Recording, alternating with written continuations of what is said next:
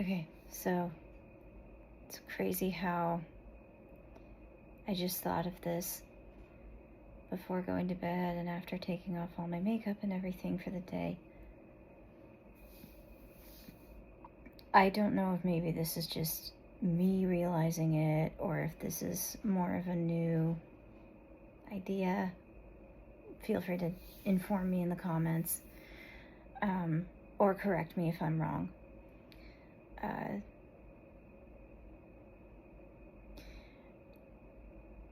I saw that video of the woman whose baby was torn away from her by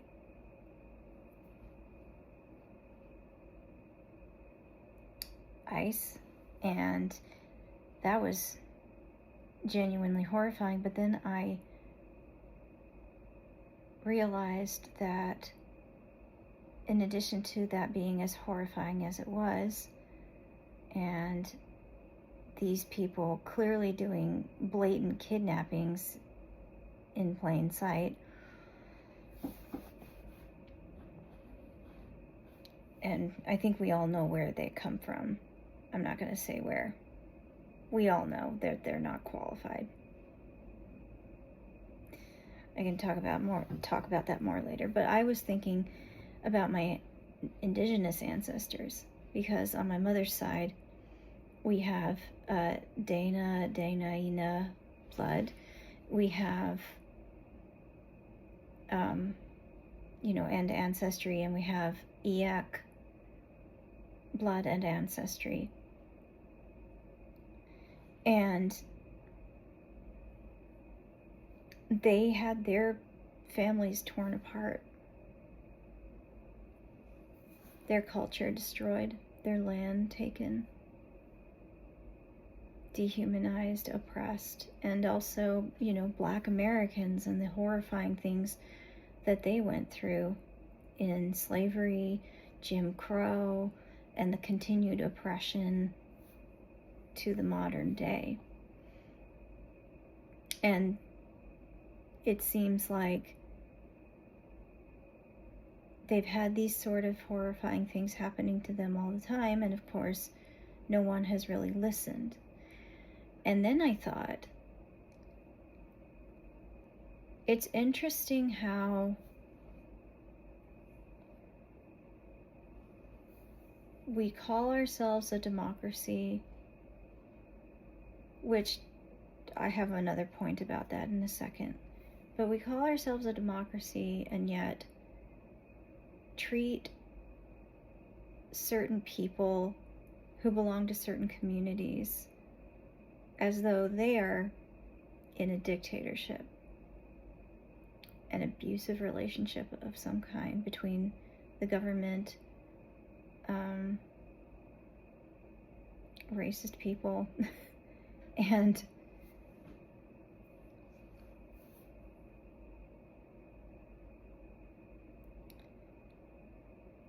it's just, and the overall system is bent against them. And I have indigenous blood. I am European and white presenting, which means I am afforded certain privileges, obviously, that, because of the color of my skin. And that means I don't experience the same world they do. But it's making me think that when we, as a culture, a country, a world, oppress certain groups of people, to me it goes against true social order. Not control, social order. The kind that is harmonious and loving and renders the best outcome, not just for humans, but other living beings, the planet, the environment, our happiness. And so I don't know that we are a true democracy yet. I think, now this is the point I want to make about democracy. I think that we are a democracy in the making. We have to let go of these systems that oppress certain people and reward terrible, racist, bigoted, abusive behavior.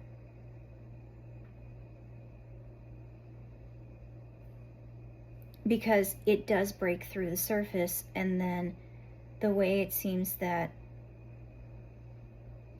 hate and governmental abuse works is it moves on to the next group and the next one and the next one, and it just keeps destroying and attacking. And we must care about the people. And obviously this is not new. This is something that has been spoken of a great deal, and now the people who don't care, who didn't care because it didn't affect them, are now understanding that no, it affects everyone, especially those people who I mentioned here. You know, the trans community, the LGBTQ community, disabled, differently abled community. It's, yeah, we cannot create this barrier, this cognitive dissonance barrier, where we see others being harmed and go, oh, that doesn't affect me. Or, oh, I'm benefiting from this. No, it's an illusion. To me, it seems like it's an illusion and a lie to believe that. So, when I say that I'm encouraging people to wake up and realize where this started, it didn't start with the kidnapping in Worcester, Massachusetts. It didn't start with him being elected. It started with Americans allowing this sort of thing to happen in any capacity to any group of people. And then not reconciling it properly. And then not closing the loop and saying, no, we're not going to tolerate this kind of behavior moving forward. Sure, we've made some progress, we've made some changes, but now is the time, it's beyond time, to say no. We are not going to elect racists, bigots, abusers, fascists, you know, people who go out of their way to deliberately cause harm, people who make bad decisions to con others. We aren't going to make room for that in our society anymore. We're just not. And we're not going to allow for systems that oppress certain people, because it just doesn't work that way. It has to work as a whole for the good of everyone, for the benefit of everyone, mutual benefit, and freedom of choice and autonomy. And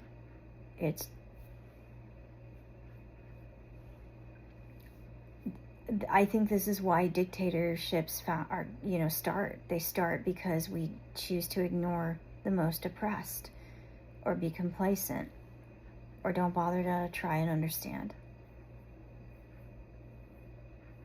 We all have to contend with something here. I know I do. We're all contending with our part in this.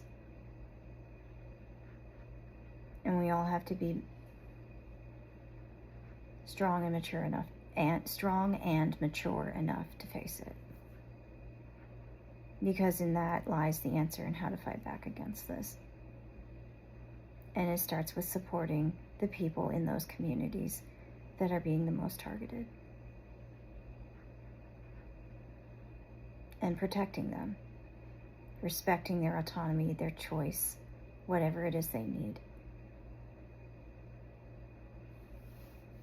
and doing the work. Break down all those systems. I believe that human beings are hardwired biologically for social order. Social order meaning lovingly working alongside one another, being compassionate, thinking of others. And whenever we go against that, that's when bad things start to happen on a societal level and even internally. That's why so many horrible people look sick. Not all of them, but many of them do.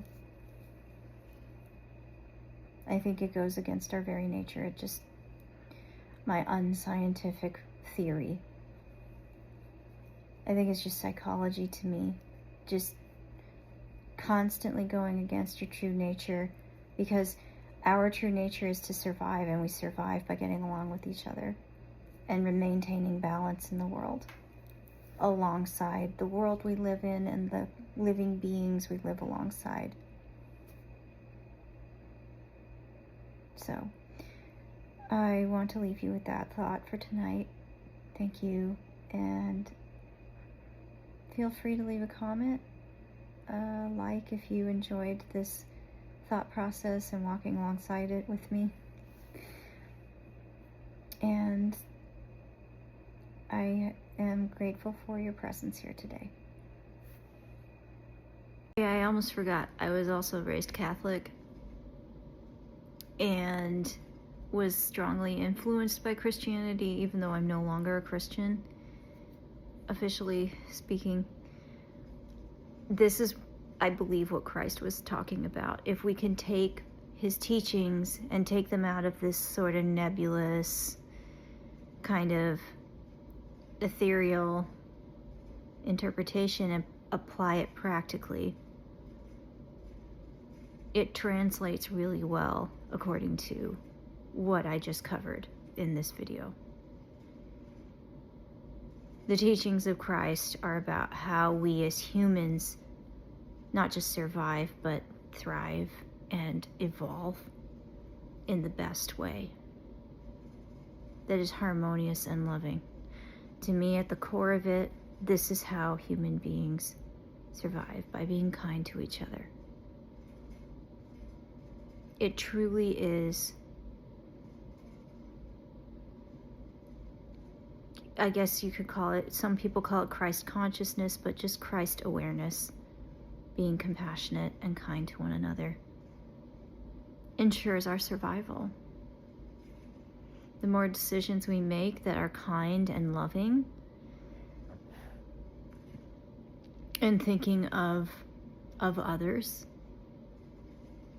not to minimize yourself, but to recognize what you can contribute, to be great as you are, and think of others. You know, not wasting those talents, as the parable says, which I can't remember if that was the Old Testament or not. But that is so important. Just remember that. It's how we survive. To me, this is how we are Christ-like. By being kind and ensuring the survival of not just humanity, but other living beings, animals, other living creatures, and the thriving of our earth and the environment. We have to care about these things. And it is the great delusion of the modern era to think that nature doesn't still impact us. It sure does. We cannot escape it. Meaning Mother Nature, is here at every turn. And some call her Gaia. But either way, nature is present in everything. As a matter of fact, in ancient Egypt, they called the great all-knowing God Neter, N-T-R, Neter. And I think that's where we got the word nature from. I have to verify that. So wherever you are.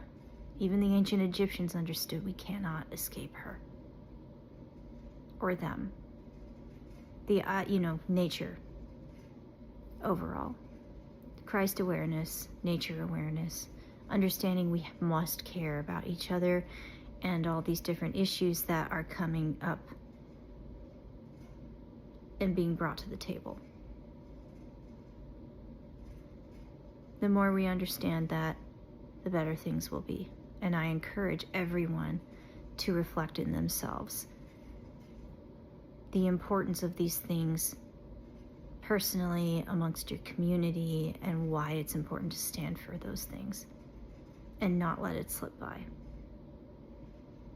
And let's not, in my view, we shouldn't go back to the old way of doing things, because over the last century or so, it's been proven that the things that we've been doing have been unsustainable and harmful, for the most part, harmful and unsustainable and damaging.